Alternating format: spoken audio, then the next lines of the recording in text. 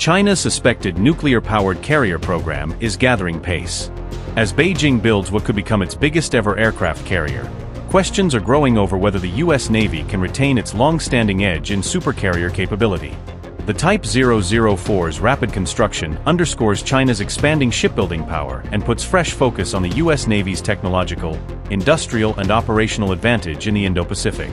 New satellite imagery shows more of the Type 004 taking shape at Dalian, offering the clearest indication yet that China's next-generation carrier project is advancing rapidly.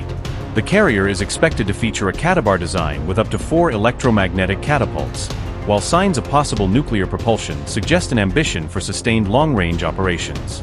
If completed as assessed, the Type 004 could greatly expand China's ability to launch modern aircraft, deploy farther from home waters, and project power across the Pacific. Amid continuing tensions over Taiwan and intensifying U.China strategic competition, Beijing has pressed ahead with construction of its fourth aircraft carrier, widely referred to as the Type 004. The carrier's bow now appears far more complete than before, according to an assessment of recent imagery, showing that the massive hull is steadily moving closer to its final form. Satellite images captured on August 21 and analyzed by the War Zone reportedly show clear progress in the ship's assembly at the Dalian yard, including its increasingly defined forward section. The Type 004 is being built at Dalian Shipyard in China's northeastern Liaoning province, a major naval construction hub that also produced the country's first 2 operational carriers. China's Type 004 aircraft carrier is estimated to measure roughly 1,050 feet in length and around 151 feet in width, placing it firmly in the supercarrier category. At flight deck level, the Type 004's beam could reach approximately 250 feet, providing a substantially larger operating area for aircraft launches, recoveries, and deck handling. The carrier is expected to displace between 110,000 and 120,000 tons, which would make it China's largest warship and a major leap beyond the Type 003 Fujian. The Type 004 is widely assessed to be nuclear-powered, although China has not officially confirmed this.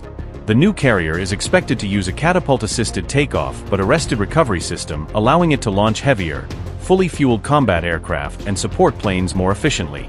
Reports suggest Type 004 could carry up to 4 electromagnetic aircraft launch systems, or EMALS catapults, potentially improving launch rates and supporting a more advanced carrier air wing.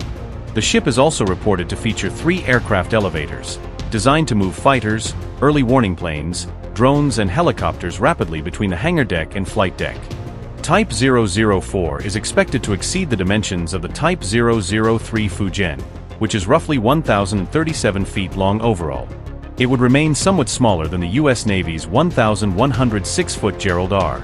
Ford, but it would still represent a major leap in Chinese naval power projection. Much remains unknown about the ship's final configuration and air wing, but available renderings, models and China's land-based carrier test site point to a modern design broadly comparable to the U.S. Navy's Ford class, including a smaller island positioned further aft to maximize flight deck space. The construction update comes as U.S. President Donald Trump has reportedly pushed the Navy to relocate the island on future Ford-class carriers for aesthetic reasons, while also ordering plans to return to steam catapults and hydraulic elevators beginning with the future USS Doris Miller.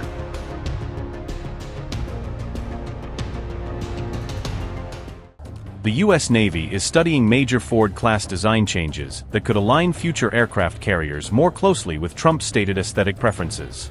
7 current and former U.S. officials described the review to the Washington Post, saying the Navy is assessing substantial changes to its newest carrier design. The Navy is reviewing whether to move the Ford-class island forward on future carriers, shifting the command structure nearer to the ship's central section.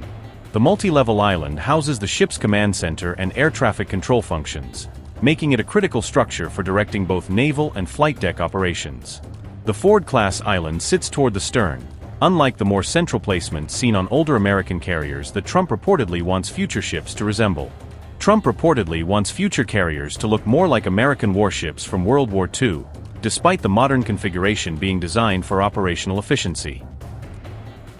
Moving the island farther aft frees additional deck space for aircraft operations, increasing the usable area around the carrier's launch and recovery zones.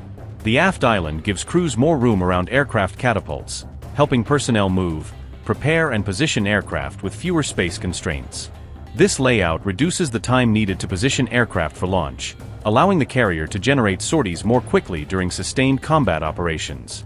The design improves flight deck operational efficiency, giving crews a more flexible working area for managing aircraft, equipment, and launch preparations. An aft island reduces turbulence around the aircraft landing area, creating clearer and more stable airflow as fixed-wing aircraft make their final approach.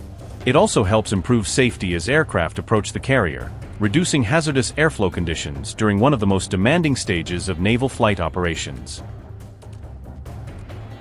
The same island relocation idea was pitched and studied during Trump's first term in the Oval Office, but it was not adopted for the Ford-class program. The previous review found that such a redesign could cause major program disruptions, with officials warning that relocating the island could cost billions and create significant delays.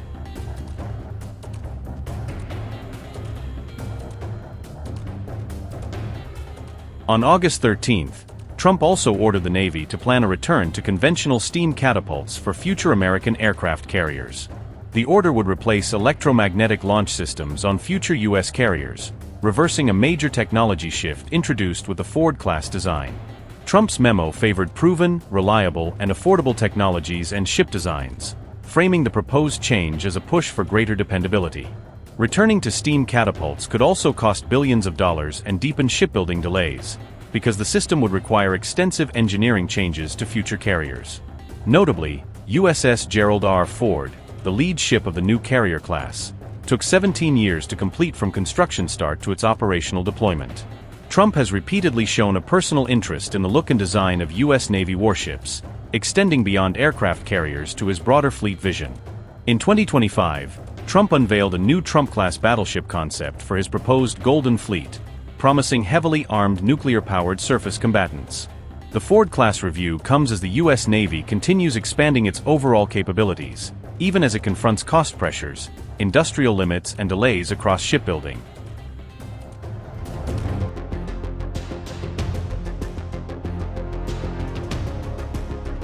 China has transformed Antelope Reef into a 1,500-acre artificial island in just 10 months, rapidly expanding its footprint in the disputed South China Sea. New satellite imagery showed a deep water port and major runway construction, highlighting the scale of China's rapid reclamation project, according to the war zone. The first phase of the rapid land reclamation project is now complete, marking a major expansion of China's presence at the Reef, Reuters reported.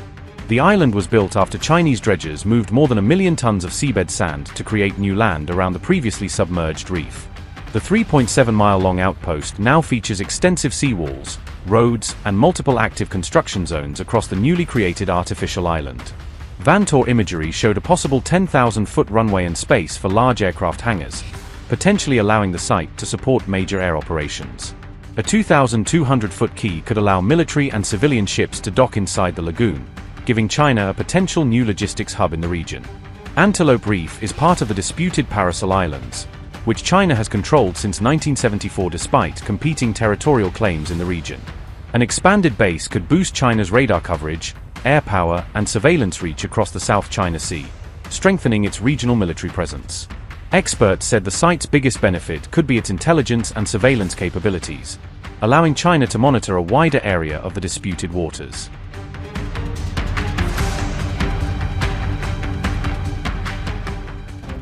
USS George Washington entered the Middle East, preserving U.S. carrier power against Iran as Washington maintained a major naval presence in the region. CENTCOM said the carrier arrived on August 19, replacing USS Abraham Lincoln after the carrier completed an extended deployment in the Middle East. Lincoln ended a 9-month deployment that involved intense combat operations, maritime missions, and sustained support for U.S. forces in the region. The carrier flew more than 10,000 sorties during its deployment and used about 1.5 million pounds of ordnance in combat operations. Lincoln's prolonged deployment also exposed growing crew fatigue and logistical strains as disrupted supply routes complicated sustained operations. USS George Washington now maintains U.S. strike and air defense capabilities across the Arabian Sea, keeping carrier-based power close to Iran. However, experts warn that moving the Washington from Yokosuka reduces the visible concentration of U.S. carrier power near China and Taiwan. The rotation highlighted Washington's wider force dilemma as the U.S. military manages simultaneous strategic pressure from Iran and China. For now, the U.S. retains submarines, bombers and land-based aircraft across the Indo-Pacific despite the carrier's temporary shift toward the Middle East. However, the handover sustains military pressure on Iran, while also highlighting the growing strain on U.S. naval forces across multiple theaters. Upgrade your news experience with the all-new HT app. Download now.